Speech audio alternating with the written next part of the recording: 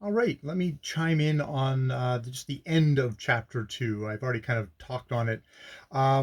Yeah, we have this thing here of Mary Kingsley really admiring the women of the various regions, and she definitely seems to have her hottie list, and has some kind of descriptions which are very much uh eroticized, I would guess say. Yeah, I would news like she's got the thing about Fernando Poe. They think that they are themselves the most beautiful women in this part of the world, but she's got Mary Kingsley's got some other stuff. She talks about the Mpongwe, uh scattered among the black ladies on the west coast. And I no sooner remember one lovely creature whose soft eyes, perfect form, and winning pretty ways have captivated me. I think of another. The Nanny Po ladies have a certain amount of Spanish blood in them, which gives a decidedly greater delicacy to their features. Delicate little nostrils, mouths not too heavily lipped, a certain gloss in the hair and a light in their eye. I mean, it's it's kind of sensuality, but it's also going, oh, I don't like African features, which are, I guess, if one are delicate little nostrils, then we're talking about larger nostrils of maybe more kind of just a general kind of black African type. So again, it's it's erotic appreciation, but it's erotic appreciation going like, oh, I like the ones where they've been mixed with Spanish blood, with European blood, with genetics, which is gross again. So there's that.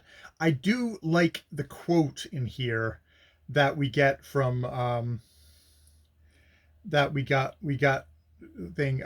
Once this guy who was once told by a booby, "White men are fish, not men.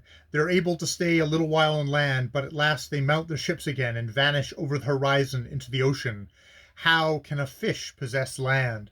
Which is, that is a wonderful way of having, oh, here's a viewpoint of someone who actually lives here, and these white dudes keep on coming out of the water and getting stuff and then going back. They're able to stay a little while if they don't get killed off by disease, but if they're lucky, they get back in their ships and pass vanish over the horizon into the ocean again.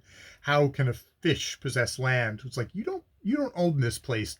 Is there's a thing in there too.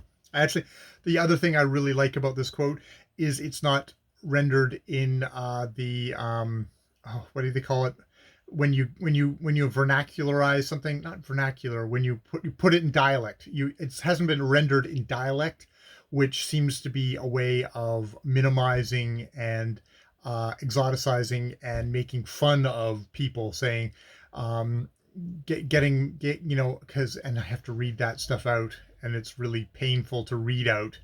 um I mean, I think it can be used in a way to, yes, capture a flavor and a nature of a person, and like you give him character, but oftentimes it just seems like it's a distancing tactic. It's like, and then you're doing a fucking horrible caricature of how someone speaks, and it becomes me doing blackface, which is gross. But this is what this book is part of what this book is kind of helping me wrestle with. Is This is me seeing this part of the West Africa, what is at this point the Gold Coast, through this Fernando Poe, which I should actually find out what Fernando Poe is now called, through this white Englishwoman's viewpoint.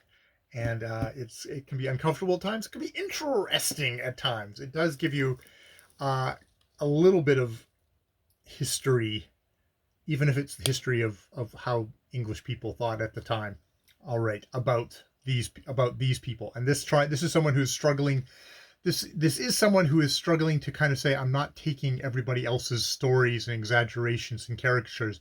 I am actually trying to look through the bars of my perception at these people, and it's not always successful, as none of us are successful in breaking through the bars that support us, and also that get cage us in our lives. All right, I will leave it there with this little bit of